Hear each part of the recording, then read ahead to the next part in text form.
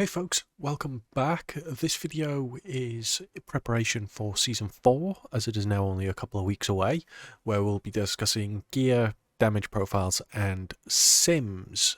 This is kind of a follow-on from the previous video I released, the 23 Affliction AoE Gambit, or Upper Tazavesh, and we're just going to break through how things are currently looking for Warlock, and how things are looking going into kind of simming, both from a single target setting and from a AoE perspective, for those of you that are planning on going into maintenance or improving for Season 4.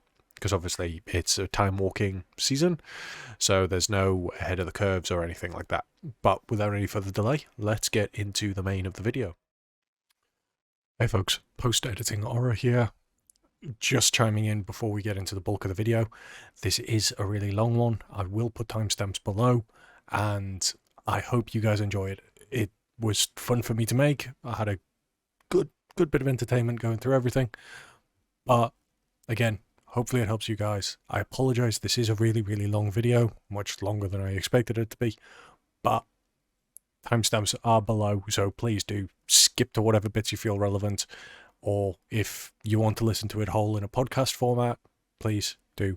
And hopefully I'll see you guys all in the next one. Take care and have a lovely day.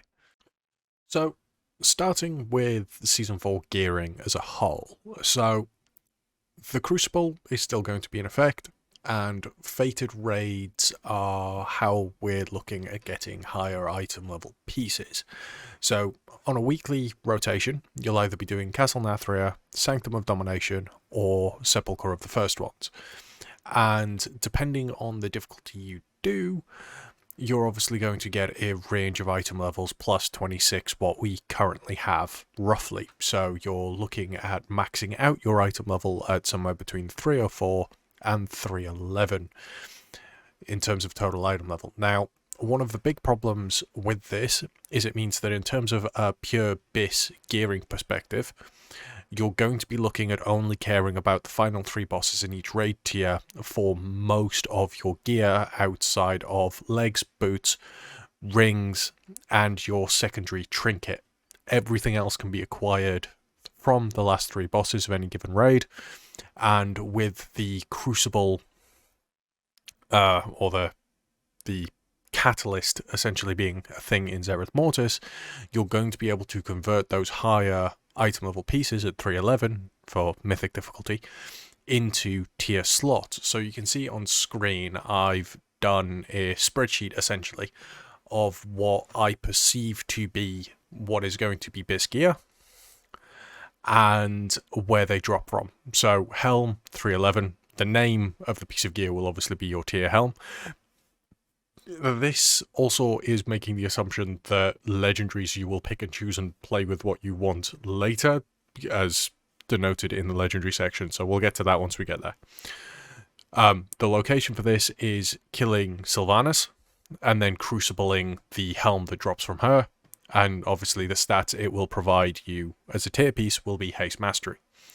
And these notes are also just, using Crucible for the higher item level tier slot. Failing that, you will be looking to get the tier piece from Anduin when it's his fated week. The neck, you're either going to want the World Killer, Iris, or the Interplanar Keystone, which drop from the Jailer or Kel'Thuzad respectively. There is probably going to be an emphasis on the Interplanar Keystone, which drops from Kel'Thuzad, because it is crit haste, but it is heavy haste. At 311, it's something like nearly 286 haste, which is huge. There are going to be some cases that we'll discuss when we hit the sims about why you might actually prefer to use World Killer Iris and its spread of stats over pure haste, but we'll get onto that when we start discussing the sims shortly. You obviously have the cape, which is from Lords of Dread. That isn't really going to change. No real comment. It's got really good stats, and obviously it is 311 coming from one of the final bosses. The chest can either drop from Regalons as a thing, or you can Crucible Stone Legion Generals chest piece, because again, high item level. Bracers, you're looking at either Sylvanas or Lords of Dread dropping. you're likely to prefer the Lords of Dread option because that comes with haste versatility. But again, you're looking at picking either option as it is 311. Gloves, same. It's a Crucible thing. Either that or you'll be getting your gloves from Lervum or converting some Mythic Plus piece at 304. Belt, again, unfortunately the stats aren't ideal where it comes to belt, which does mean that you may be looking at putting Unity here as well, because legendaries will be upgraded to 317 item level. So you could potentially have a better statted belt, but the Sash of Duplicitous Magics that drops from Kel'Thuzad is crit versatility, and it's not great, but the difference between 311 and 304 item level might be the deciding factor because of the int benefited, or the intellect benefit that you get from the higher item level.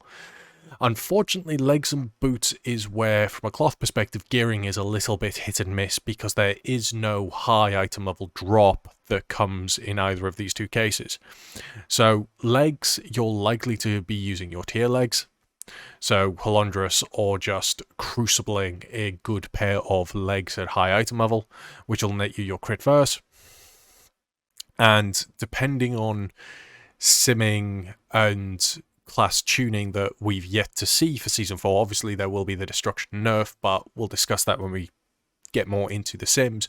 You may actually look to be having Unity on your legs going forward, or if Cinders of the Azure makes a return with a Roaring Blaze build, you might actually be quite fortunate in that you can put Cinders there. Now, Boots is an outlying slot because there are no good options. They're like no high item level pieces. So any 304 boots you get are going to be good. You might want to use the Phantasma Forged Striders, which drop from Terragru in Sanctum of Domination, because they are crit haste, and hopefully, if you're stepping into Mythic, you can get these very, very quickly and very early on. However, because any 304 boots will work here, unless you're playing Affliction, then you're likely to just try and target something stat-wise. So being able to sim and knowing that, you know, if you're a little bit low on, or your sims are prioritizing crit versatility, for instance, then you can try and target some boots that have those stats on. So you do have a little bit of wiggle room there. Now, unfortunately, the rings are going to be a pain, but at the same time, not so much as you'd think. The ring pairing is going to come from Mechagon, the upper and lower versions. As we previously discussed, this is going to be a time-walking season. So in terms of Mythic Plus, we no longer have access to Theatre of Pain, Mist of Tirna Scythe, and things like that. We can probably do them on Mythic 0, and you could, as we'll discuss when we touch on the trinkets in a moment, you could probably do a Mythic 0, get a 0 out of 12 trinket, and then spend a lot of Valor upgrading it. Because Blizzard have said that there is not going to be a Valor cap at the very, very start of the season. This means that you could, in theory, live in Mythic Plus your first week and just max out all your gear with Valor. Wouldn't recommend it, because you will probably burn yourself out, but it is an option for some people. However, I think realistically, well, actually, we'll discuss that with trinkets. We'll focus on the rings first. Now, because we have access to Mechagon, it means we have access to the pair rings. And these rings are, if you do X, you get Y. And in the case of Warlocks, the combination is the Logic Loop of Recursion, which drops from the Aerial Suppression Unit, HK8, which is from Lower Mechagon or Mechagon Junkyard, which gives crit haste passively and has the additional effect of if you use 3 different spells on the same target, then pairing it with the Overclocking Bitband, which you get from Upper Mechagon or Mechagon City, in the Machinist's Garden, which is a haste mastery ring, you then gain X amount of haste. Now, that amount of haste is somewhere in the region of about 300 haste at the moment on the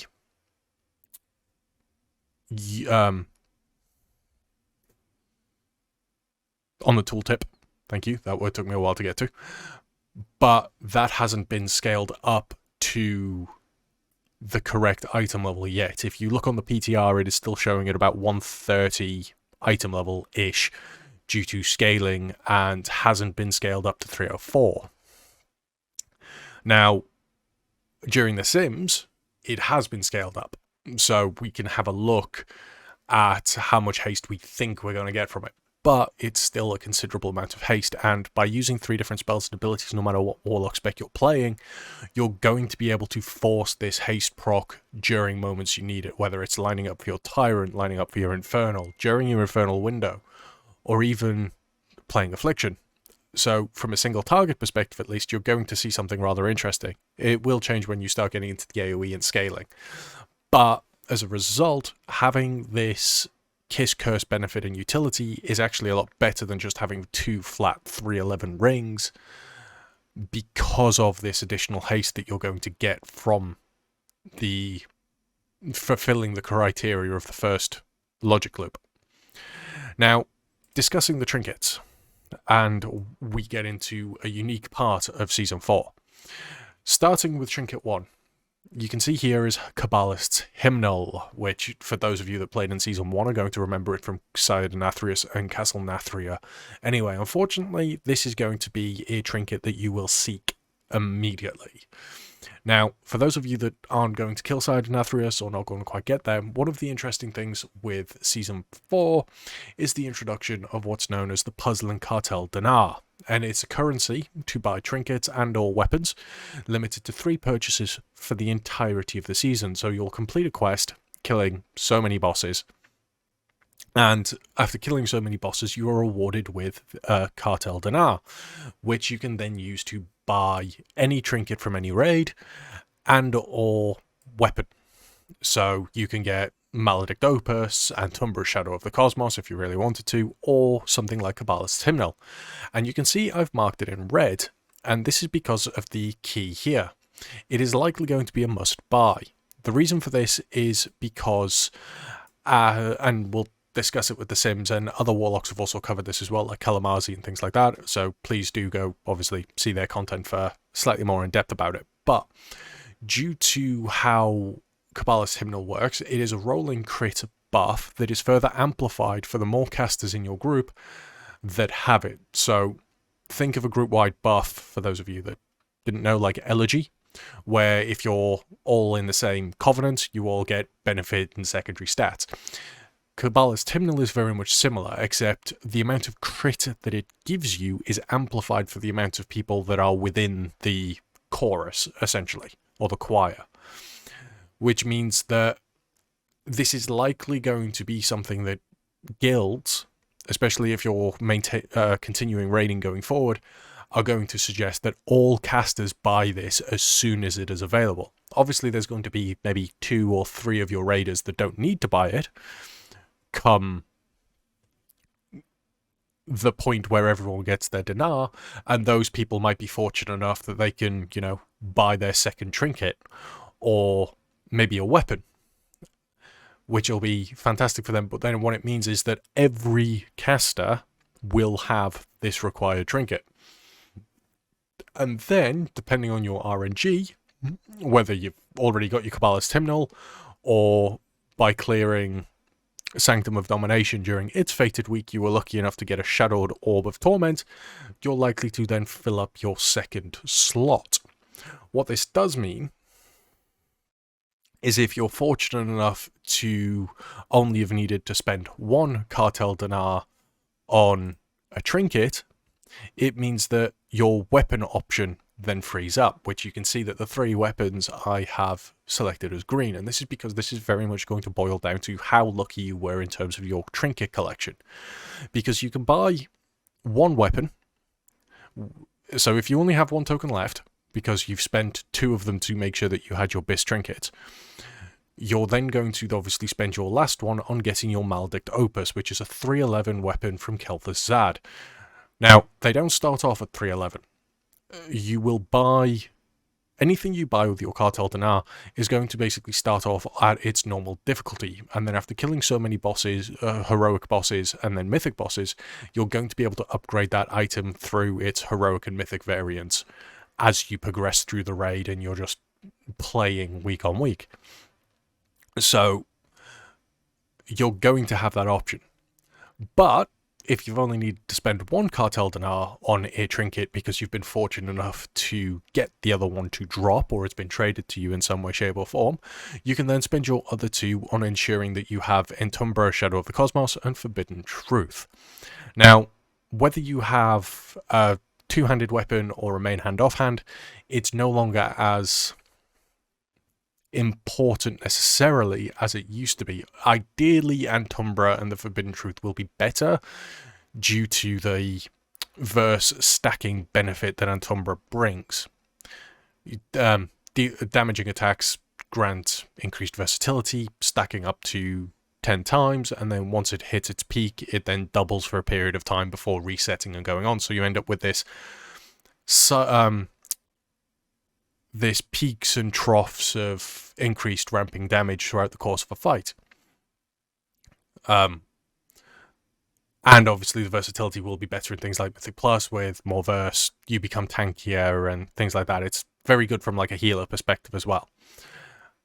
So your weapons are very much going to be a choice. Now, interesting options that I've put. Originally, there was also the Affliction weapon. However, after a lot of testing and a lot of playing around with it on The Sims, the weapon from Machinist's Garden, the Neural Synapse Enhancer, which I thought would sim really, really well with Affliction, unfortunately doesn't, because the 45-second cooldown triggers trinkets.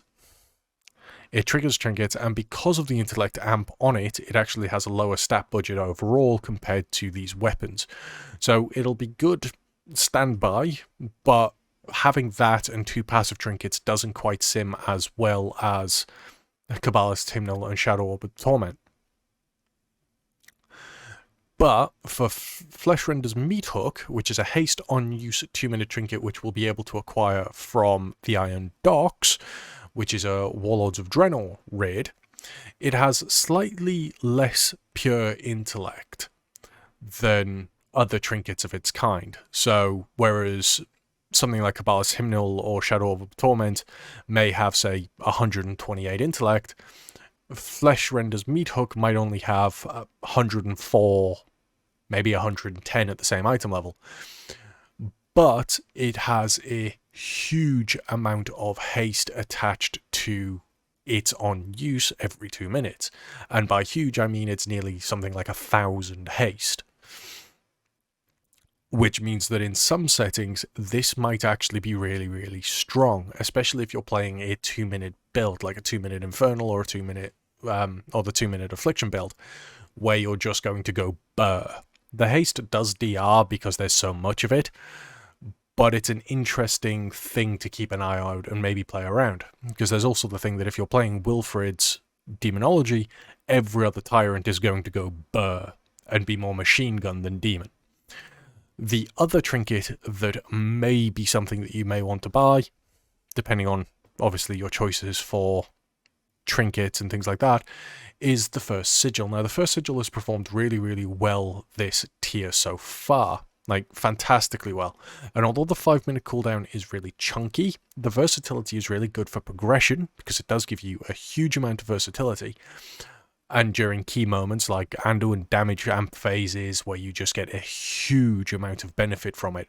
Or, alternatively, if we're playing something like Night Fae, having the utility that it also provides by allowing you to use Soul Shape again on fights like Fallen Oracle or Desorge, so you can enable the teleports and things like that. First Sigil is a really, really good trinket. So it's definitely something to keep an eye out on. But you will prioritize probably Kabbalist's Hymnal and the Shadow Orb of Torment before you look to maybe buying that, depending on like your weapon choices and everything else with the RNG.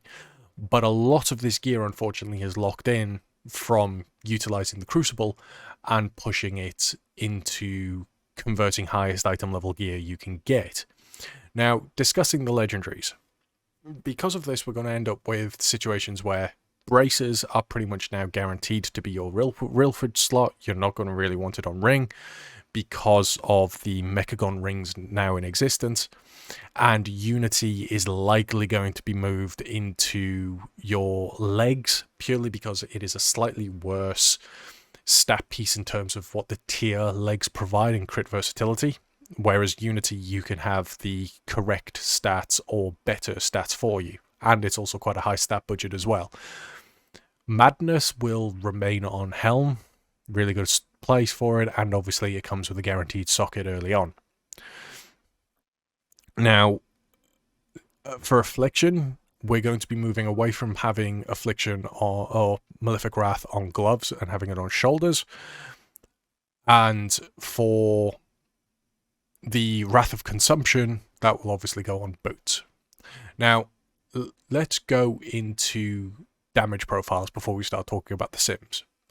So, opening up the single target profiles for the specs as things currently stand, I've taken average of the best performing players on 2 raid fights currently. The single target ones are Skolex fight, which is pure single target. There's no ads. There's a little bit of movement, but it's movement that you can pre-plan for in a lot of cases. And we're going to have a look at them. So you have Affliction, Demonology, and Destruction. And if we zoom out slightly, because you don't necessarily need to see this as in much detail, because I'll still talk about a lot of it as we go. So zoom to 90%. And then view full screen. There we go. You can't quite see the top of the damaging abilities, but that's okay. So dismiss that. And we now have this screen. Now we'll swap to a slightly larger face cam while we talk about it. So Affliction at the top, you can see that obviously Bloodlust is being used at the start. The fight timings are a little bit different. As you can see, the Demonology one was about 4 minutes. Whereas the Destruction and Affliction timings are 5 minutes plus. However, what you can see from it is the general shape in which these specs play. Now, Affliction, specifically, has this peak every 2 minutes-ish. And then you have these smaller peaks. Now, these smaller peaks are from the mini bursts of using Phantom Singularity, Kevin's Oozling, along with Decimating Bolt and Drained Soul. Because you got to remember, Necrolord Affliction is the single target way to play, and as a result, every 45 seconds, you're going to have these really strong Drained Souls, which coincidentally also brings you into this execute phase, which you can see that they hit the execute phase here, and bearing in mind that Bloodlusted and their peak Bloodlust DPS was roughly, we'll say about 45k, it then drops, and they reach 40k again during their big cooldown window in the middle without Bloodlust. So Bloodlust has only provided them with about 5 to 6k DPS overall here. But then when they hit the execute phase and they don't have Bloodlust, they're actually hitting close to 50k total DPS during the execute phase, and this is a really strong thing for Affliction because the profile at least means that if you're getting into a fight where you have a really rough enrage towards the end of a fight, Affliction is definitely going to hold its own. And the fact that it's having these 45-second mini burst windows that again get progressively stronger over the course of the fight, Affliction is looking to be a consistent powerhouse.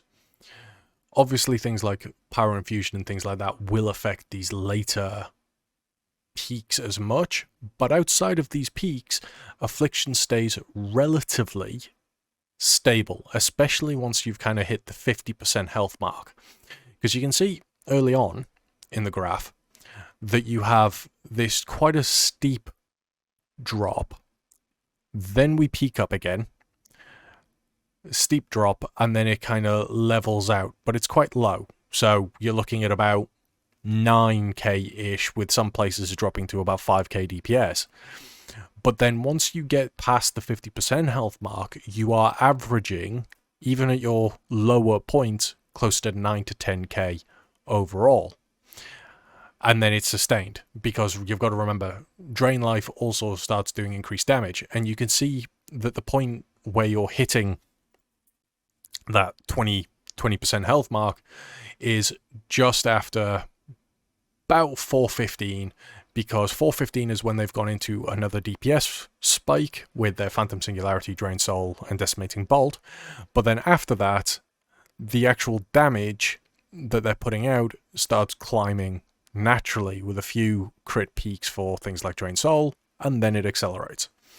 Now, comparing that to Demonology, Demonology has much more defined peaks comparatively. So with Demonology and its haste damping and how it interacts with things like Tyrant, you can see that its spikes is a lot higher. So Affliction spikes at about 50k DPS during the execute, and that's as good as it gets. Demonology, on the other hand, peaks at close to 75k, and this is during Bloodlust, Tyrant, and doing a huge amount of damage very, very early on in the fight. Unfortunately, though, because of that, the rest of its damage is very much neutered by comparison, not even touching the 50k at its best peak. So its next Tyrant window made it to probably about 35k DPS-ish, with a gradual climb up and then a gradual return down afterwards, with it maintaining about 10k DPS, and then another spike again once Tyrant was ready, into a gradual decline, with a really low point here just after the 3-minute mark. This is likely when there was no imps and a high movement moment, because again, if you don't quite have your imps cycling, you don't have things like Demonic Core procs, which you can utilize while you're moving. And then, again, another increase here at the end. But you can see that the damage is roughly half towards the end of a fight as something like Affliction. Destruction, on the other hand, looking at its damage profile and how it works, is you have these really long, extended moments of lowering DPS before going into yet another ramp window, and this is because of how the Affliction Warlock set works. Unfortunately, this is not Affliction Warlock, Destruction Warlock, sorry, works, and it almost, in part, mirrors Affliction in its profile, in that you have these large peaks with mini troughs, or mini peaks in the middle. So your old, like, 1 minute, 2 minute, 1 minute, 2 minute cycle that a lot of you guys are known, or a lot of you older guys will realize from me previously playing Paladin. However, there is going to be a change to this profile come Season 4, and I'll do a specific video comparing the two once the changes and the nerfs come in, because this downturn of DPS and this gradual decline through each of the burst phases is a result of Reign of Chaos. Now, Reign of Chaos and having a Blasphemy Infernal and being able to extend your Reign of Chaoses beyond their natural 40-second window means that you're in this position where you're extending the period at which you're bursting.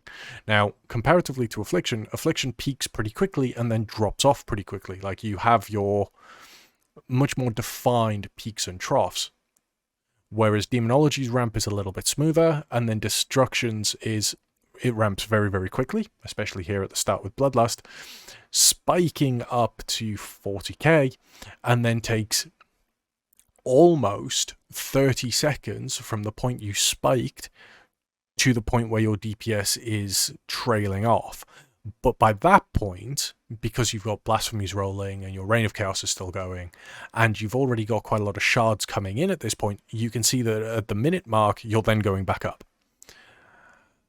Nowhere near as high, because you don't have Bloodlust, but then, again, almost immediately going back into another large spike.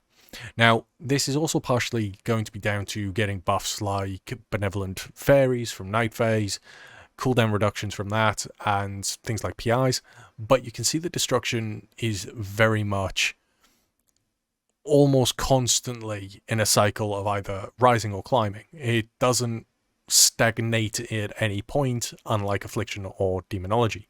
Now, this particular damage profile means that there is always something to be going on. And you can look at and see that it's almost every 30 seconds you're changing phase. So you have 30-second climb, 30-second dip, with the exception being during this Bloodlust window, where you're looking at a 15-second to spike, 45-second decline.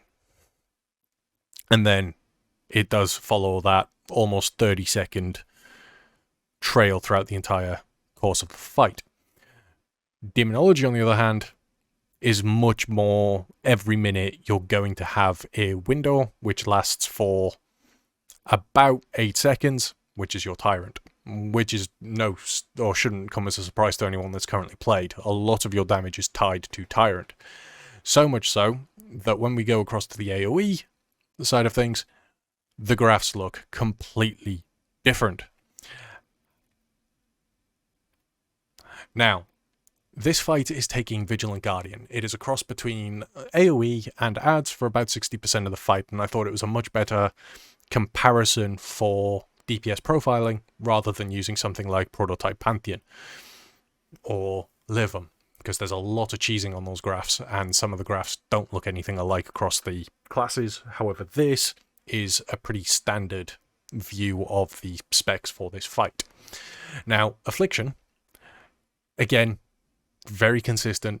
There's not a lot of change between the damage profile single target and its AoE version.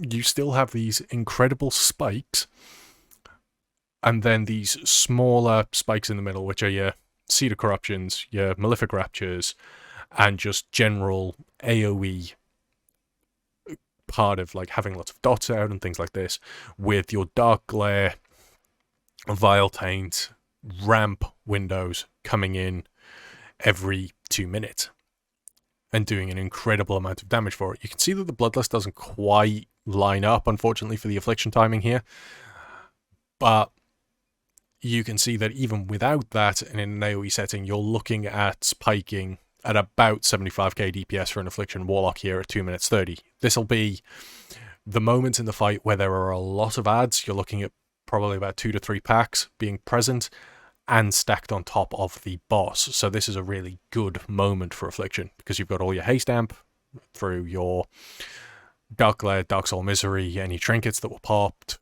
maybe a PI, and you're going to town. Demonology, on the other hand, and this might look a little bit scary to those that don't quite understand how Demonology works. Demonology's AoE profile here literally drops like a stone after it's ramped. So you're having these windows where you're ramping. This here, at about the 18-second mark, will be where Tyrant was popped, where all of a sudden there is a stupid amount of damage being done because your Tyrant is going burr. However, Implosion is cast here, and this is because there will have been 21, 30 imps-ish, somewhere in that range, with a lot of ads, and all of a sudden, Implosion comes out. And as a result, because you've done a huge hit of something, you then end up where DPS just drops off drastically, because you then need to get your imps back out. But what that does mean is, unlike the single target damage profile, where you have a much more symmetrical damage profile and burst window through each of these peaks, you don't in an AoE setting for Demonology. Demonology is very much, you've done your damage, and now you stagnate a bit. And then you go into another window where it then drops off like a cliff. And it's very unsymmetrical. Destruction, on the other hand, in its current iteration at least, basically never stops. It's like a mountain range, because you're constantly rolling shard generation from your Infernals, your Reign of Chaos, and generating shards from having Infernal out, Reign of Fire, augmented by the talent Inferno. Which does mean that during the entire time you have lots of ads, your DPS is dictated by how many ads you had present at any given moment for you to generate the shards off. So you can see that these dips these dips will be a result of ads dying and new ads spawning in / moving to the tanks. This does mean that from a DPS perspective, raid-wise, destruction is the most susceptible to slow tank reactions. Because if tanks aren't stacking the ads up quick enough, destruction's damage will suffer, which is much more the case early on, as you can see here between the 0 and 1 minute mark, versus something like Demonology or Affliction, because Affliction actually waits until the 30-second mark before it starts ramping out. Again, Demonology takes longer to ramp, and then peaks at about the 20-second mark once everything is stacked up. But you can see that as long as there are things present, destruction is fairly consistent in having a high level of DPS. Because you can see that its average DPS across the entire board would have been somewhere between 25 and probably about 30k DPS, with a few moments where it drops below that. And it's only once we get to the last 40% of the boss health, a little bit lower, does destruction actually then struggle with its damage. Whereas that's not necessarily the case for something like Affliction. You can see Affliction has its larger, or another really large burst window towards the lower end of the boss health. Now, talking about the damage profiles and what that means overall then, is at the moment at least, we kind of have a little bit of playroom, specifically when we start getting into the AoE side of things, because the damage profiles for single target are all unique, and they will continue to be unique and further diversify come Season 4. And that's going to be shown when we look at the Sims in a moment about just how close they are, generally speaking, which means you're going to be looking at a fight-by-fight basis on where you can better maximize where the damage comes from. Like, is there going to be a boss that has a damage amplify phase at, say, 1 minute 30?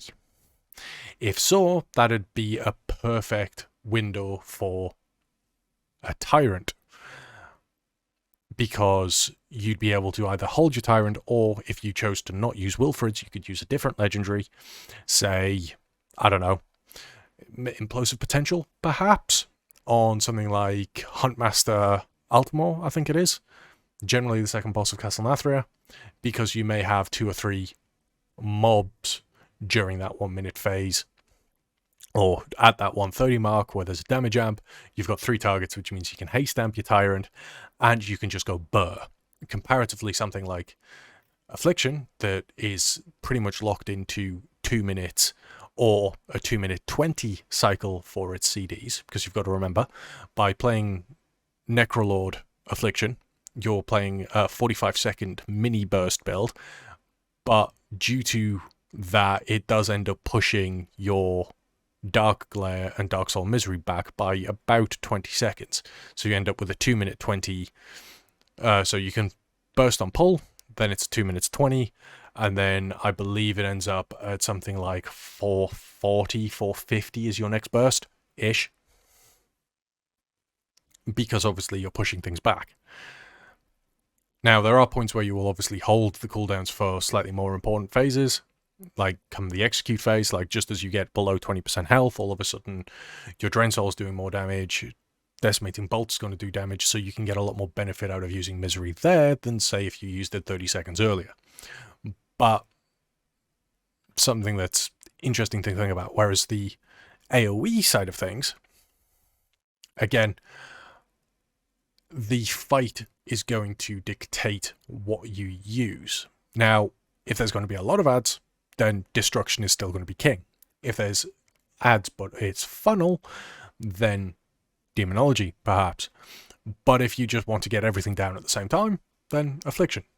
But thought it was something interesting to discuss. Now we will, however, talk about the Sims. So the single target Sims, and starting with Affliction at the top of the list.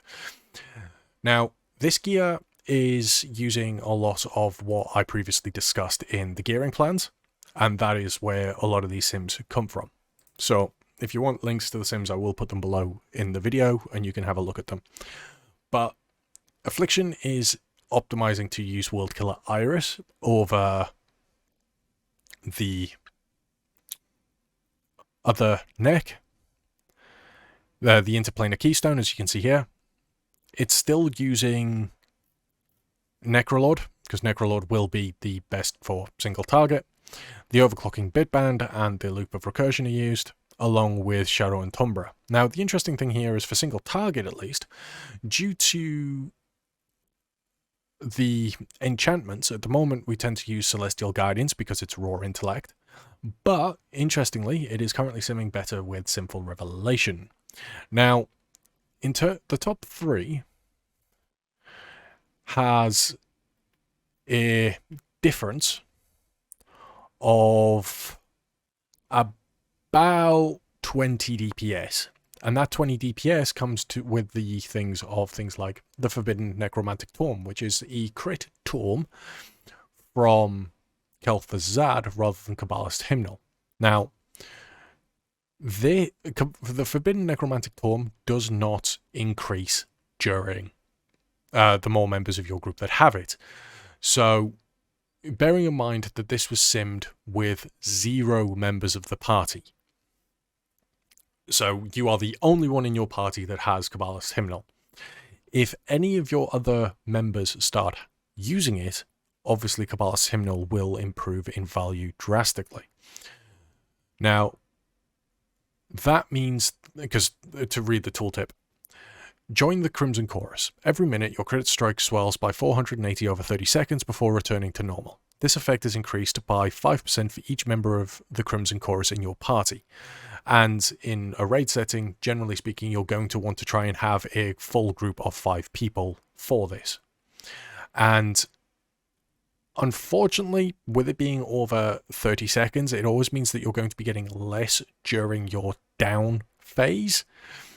During your 45-second moment of, or your first burst, your first 45 seconds, your crit is going to be decreasing, but then your second one is going to be increasing.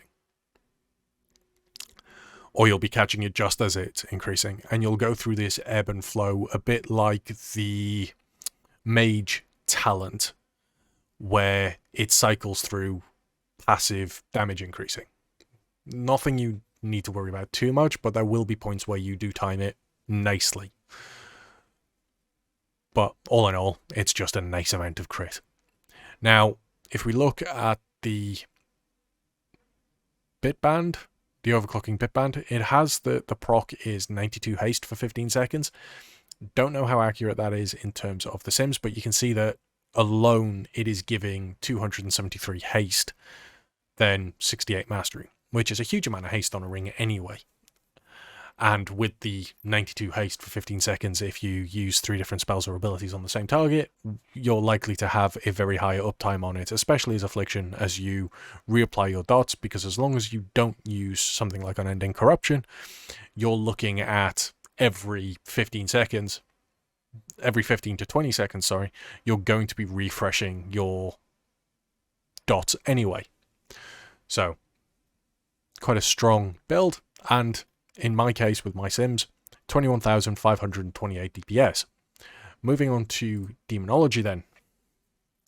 Again, is preferring to use World Killer Iris. This is probably because at this stage, with the amount of other gear, I'm likely to want a combination of crit, haste, and mastery as the stats are evening out. Because once you get to a certain point, you'll find that your sims are very, very close to each other in terms of what stats provide the most benefit. And it's only in very rare cases will you end up where you still want a huge amount of outlying haste or crit or mastery. Destruction being a good example of it, because if we briefly highlight over that, you can see that we're using the interplanar keystone there with a lot of haste, gems, and the only exception being the bitbands, but we'll discuss that in a moment. So Demonology is simming for 21,972, which is obviously 400 DPS more, pure single target. But does have the caveat that you're looking at wanting to play the 1 minute build. So if this doesn't necessarily line up with damage cooldowns or anything like that, you may see use from Affliction. But not a lot really changes here in terms of gearing. As you can see, Unity is put on the legs, Wilfred's is braces, and the rest of it unfortunately is locked in with Tyr. Kabbalist's Hymnal and Shadow Orb of Torment, still BIS trinkets. You can see that the change to Grimoire Felguard versus Soul Conduit, going to be about 110-ish DPS, so you could, if you wanted to, prefer to play with Soul Conduit, because at this point we're going to have a lot of haste and a lot of spare time. Now, the Interplanar Keystone, still a good option, but again, about a 190 DPS loss, so we are going to want a more balanced variance of stats, because we obviously get crit as well. Is it crit? No, we get the additional mastery, which for Demonology is the damage amp for our pets anyway. You can see here that with change of talents and things like that. Now, Sigil does come into play with Kabbalist's Hymnal, simming at 21,714, so is still a very, very good trinket. Because one of the problems with Shadow Orb of Torment, for those of you that don't know, is it's on use, but it's a channel that does damage to you. So you gaze into the orb, suffering 304 item level. The tooltip states that it's 38,764 shadow damage over 2 seconds to increase your mastery by 603 for up to 40 seconds. The longer you gaze, the more tormented and insightful you become. This means that because when you just use it and then stop the channel, I believe the buff is only about 20 seconds. So, and you only take a fraction of that 38,000 damage, because it's as you're channeling, you take that damage per tick, hence the over 2 seconds. So you can cancel it really quickly and take less damage, but what that does mean is you have the mastery for less time, and you're going to want to ensure that you have this mastery amp for the entire duration of your Tyrant. What this does mean is this trinket does force you into big Tyrant, little Tyrant, cardboard box type playstyle, where every other Tyrant will do a lot more damage, which means that your DPS is going to fluctuate slightly based on how long your fight timer is. So if your fight is ending at, say, the 5-minute mark, or we'll say 5:30, you're likely to have a lot less DPS than if the fight was to end at, say, 6:30 instead, because you're finishing off the back of a weaker Tyrant. But all in all, the Demonology looking to be the best single target, because if we further into Destruction Sims, which is running Madness, Reign of Chaos is still king, along with Soul Conduit, but as we'll discuss in a moment, the difference isn't that huge in terms of where some of the DPS sit. Like using Cataclysm for single target. Now, not really a whole heck of a lot to say. A couple of crit gems. Same thing in terms of gearing. Antumbra, Forbidden Truth, Kabbalist's Hymnal, and Shadow Orb of Torment. Gear is pretty much going to stay the same here. It's just the numbers we're going to be looking at for the most part. Now, using Inferno puts the Sims down to 21,414, and having Backdraft or Flashover, which allows for more backdrafts over Eradication, has the DPS go down to 20k 842. Now, obviously, there's a little bit to be said about tuning still, because we need to see how our shard generation is going to look.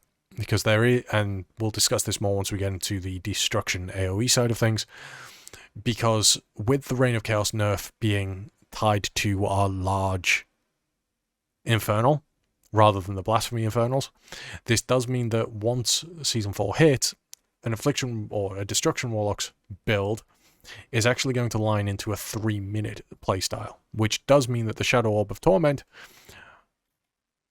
which is a 2-minute trinket, might not necessarily be as good. It's still currently simming the best, but there are places where we may start seeing a different playstyle. Now, I did originally sim with Channel Demon Fire, Roaring Blaze, but due to my sims it didn't have correct legendary options, so was kind of ruled out. I'll do proper gear sims when the season actually hits and someone much smarter than me has improved like API and I know how to sim better.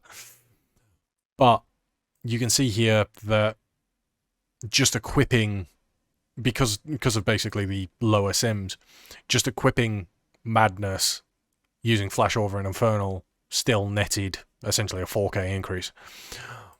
But one of the problems with having a 3-minute build and having something like Dark Soul instability, as you can see here, the fight changes a lot, because what you would want to do is line up your Dark Soul instability, your 2-minute trinket use with your Infernal, which means you're going to have a really, really big Infernal. However, as the fight progresses, you end up with natural desync between your cooldowns, and it's a case of, is the fight going to last long enough where you can resync them back up, so you end up with using everything on pull, 2 minutes, then your 3 minutes, and then you've got time to then use Dark Soul instability in your trinket again before your third Infernal usage comes up, which means that you're looking at a fight being longer than 6 minutes. If it's going to last longer than 6 minutes, you're fine, because then your final Infernal is going to absolutely slap. However, if that's not the case, and a fight is maybe only going to last 4 minutes, then you're forced into a position where you have to sit on your Dark Soul instability and your trinket until your Infernal to then use it again to get the most benefit out of it. It's not an ideal playstyle, and it does take some getting used to, but that does mean that Destruction is going to start seeing maybe more of a almost boomy level of graph. Now, this is very much spur of the moment, but we're going to open up my early Dragonflight plans and scroll down. We have the damage profiles and stuff like this, and here we have balance, because again, this is a precursor to some of the other stuff that I put in the community. You can see here that this is a balance with its 3-minute window versus Destruction's current kind of consistent peaks and troughs. Now, balance, unfortunately, because of the way it is obviously tuned, is its peak DPS with during Bloodlust, with its 3-minute cooldowns and amps and everything else, is a very backloaded but very strong, roughly 120k-ish burst.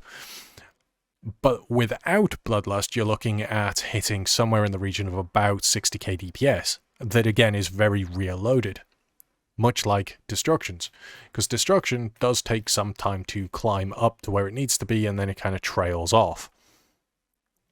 But in doing so, and with the changes to Reign of Chaos, Destruction is likely to have a very similar damage profile, especially if we do try using Dark Soul instability and a 2-minute trinket. So you may actually have a little bit of space to swap this out and have another trinket.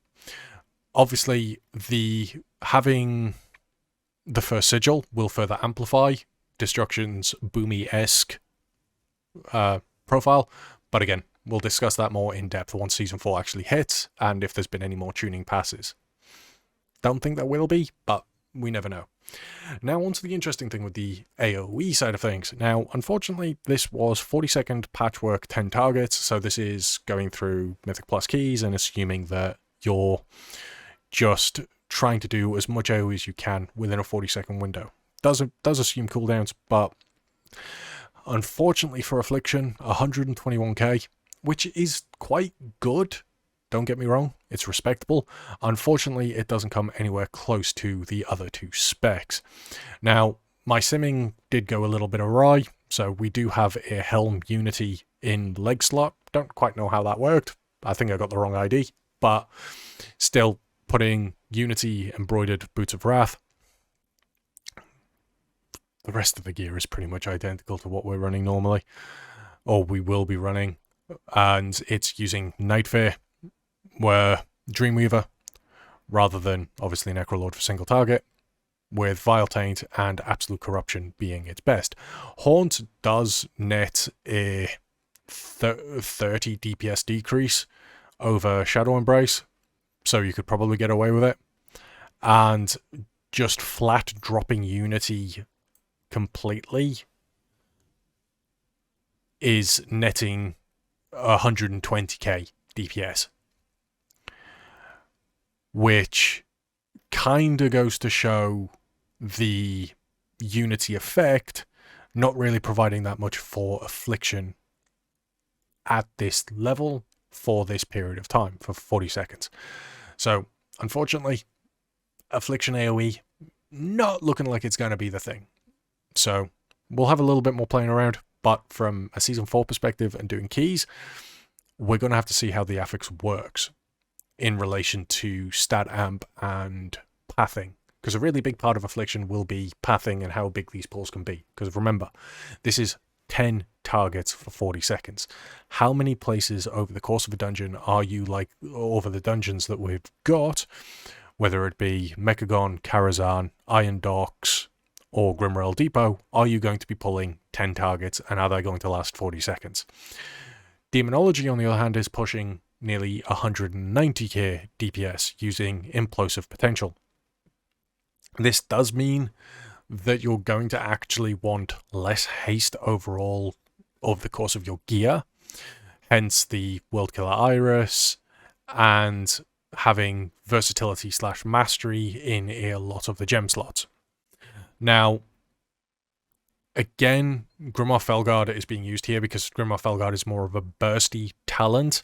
However, using Soul Conduit is the more consistent option across the board. Now, having the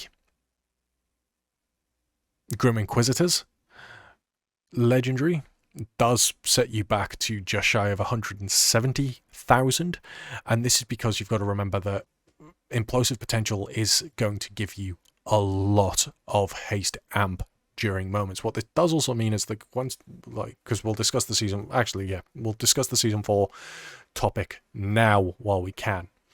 Now, the Season 4 affix, and I did discuss this in a previous video, and the Affliction video released just before this one earlier in the week, is at the start you speak with a broker and you select a secondary stat of your choice, crit, haste, or versatility or mastery.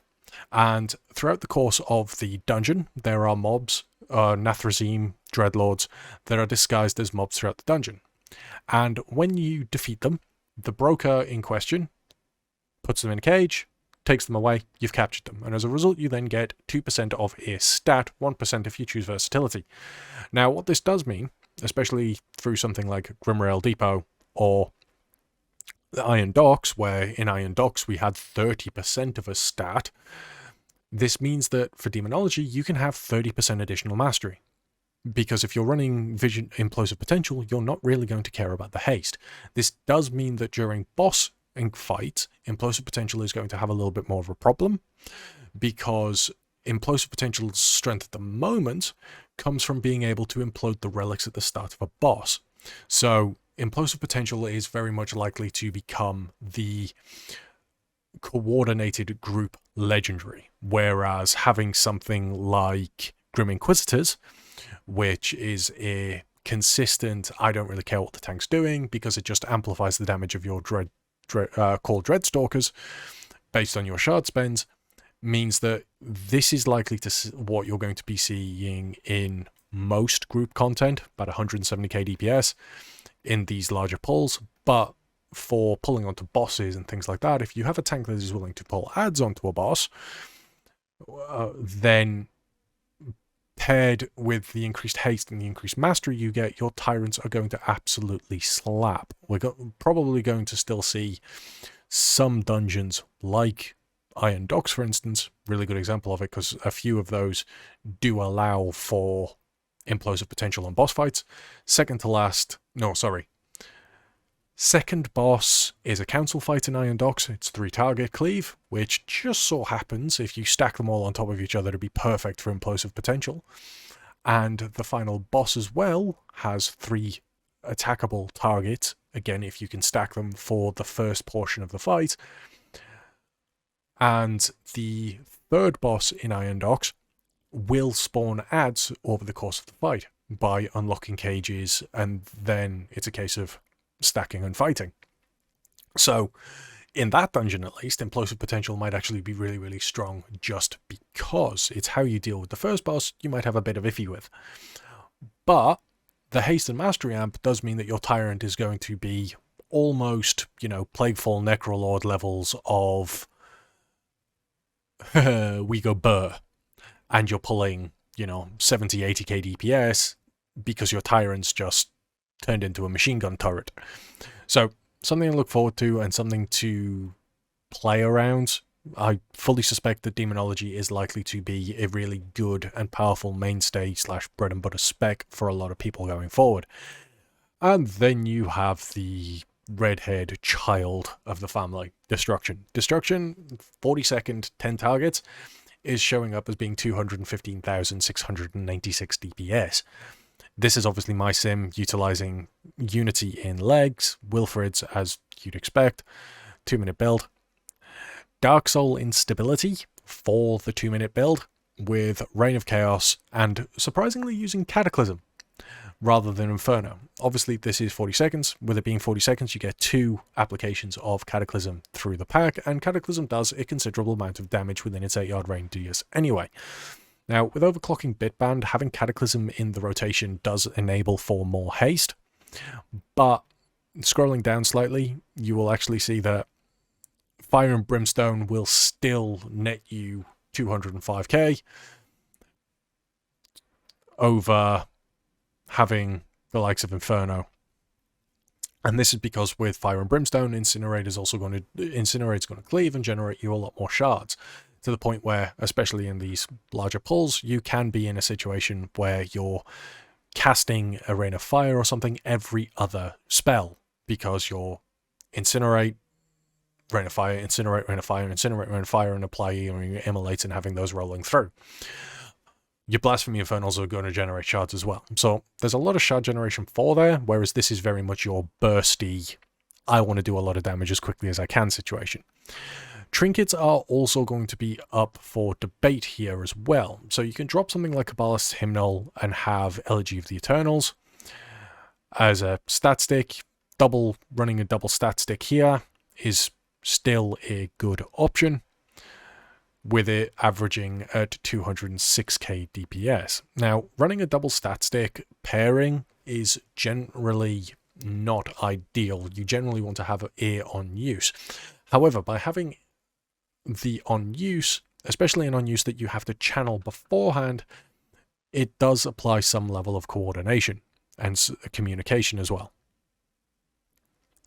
Like knowing what your tank's going to pull, because there's nothing worse than using it, going to pop all your cooldowns, and the tank decides that he's actually going to chicken out of doing a big pull and instead pulls 3 mobs rather than the 14 that he'd originally discussed. Trust me, it's happened, and there's no more worse feeling than watching your Infernal hit 4 targets, time out, and then the tank goes to pull the 10 mobs that he didn't pull a minute ago. But anyway, I digress. So Destruction still looks like it's going to be the big AoE heavy hitter. The problem is its damage profile, and its damage profile is going to be every 2 minutes, whereas Demonology's, even with this, is going to be a 90-second damage profile. And even then, not necessarily as much as that, because you've got to bear in mind that with implosive potential in AoE settings, you're able to get a lot of haste amp, and the haste amp affects not only your imps, your Dreadstalkers, and your Felguard, but it affects you as well. So you're getting more shards passively anyway, you're generating more imps, and you're able to essentially speed your rotation up. Like a current implosive potential situation for keys is I am averaging somewhere in the region of 9 and 10 minutes of the implosive potential buff, which on average is netting me somewhere between 20 and 30% haste every time it's up. So I'm kind of running through a lot of dungeons with upwards of 60, 70% haste.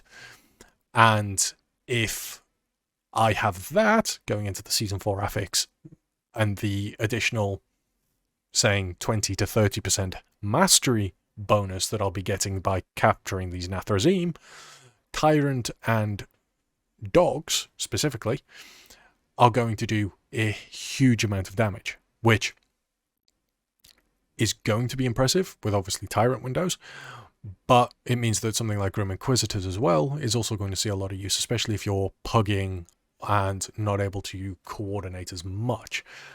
So I appreciate this has been a really, really long video. Hopefully it's been interesting though, and a little bit of a discussion all round, and has got you guys thinking, with Affliction looking like it's going to be able to do some work single target, fight dependent, with Demonology looking to be the forerunner if you're really, really pushing, trying to hit like your 22.5k DPS, and Destruction is looking like it is still going to be the memey AoE king that we know and love it as, but unfortunately it is going to be tied more to a 2-minute segment rather than its consistent let's go, go, go that we currently have it as, because you're able to obviously extend and reduce it to like a minute cooldown and things like that. Whereas Demonology, from a Mythic Plus side of things, is likely to be your consistent mainstayer of, you know, don't know the tank, I'm pugging, let's play something safe. Because it does a respectable amount of AoE, and as you saw in the 40-second 10-target cleave situation, is still pushing nearly 190k DPS. Whether that's enough for it to knock it off the top spot for Destruction, we will have to wait and see about routing and pathing. But all in all, we shall see. I appreciate this video has been a long one, so there are going to be timestamps below. Hopefully you guys have enjoyed it, and please do comment below, and I will see you all in the next one. Take care, folks, and have a good one.